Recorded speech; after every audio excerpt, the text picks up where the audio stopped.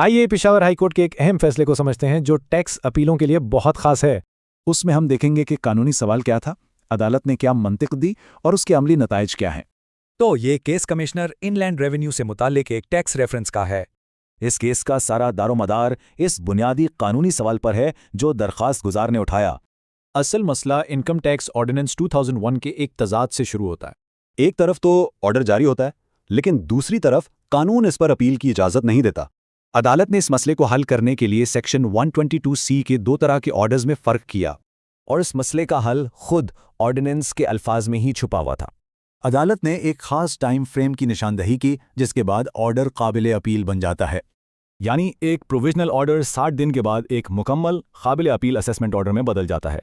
तो इसी मैच्योरेशन के उसूल पर हाई कोर्ट ने अपना हतमी फैसला सुनाया और अदालत ने इस कानूनी सवाल का जवाब मनफी में दिया। इसका मतलब यह था कि मैच्योर हो जाने वाले ऑर्डर्स पर अपील की जा सकती थी। अब जरा देखते हैं कि इस फैसले की बुनियाद पर दोनों फरीक क्या दलाइल दे सकते हैं। अहम बात ये 60 दिन की डेडलाइन है जो दोनों फरीकों के कानूनी हुकूक बदल देती है। तो फिर कानूनी प्रैक्टिस के लिए इस फैसले के क्या मायने हैं? वकला को टाइमलाइन, ऑर्डर की हैसियत और कानून में तब्दीलियों का खास ख्याल रखना चाहिए। आखिर में हवाले के लिए इस अहम फैसले की मुकम्मल तफसीलात देख लेते हैं। ये फैसला इनकम टैक्स ऑर्डिनेंस के तहत अपील के तरीक़ेकार पर एक अहम रोशनी डालता है।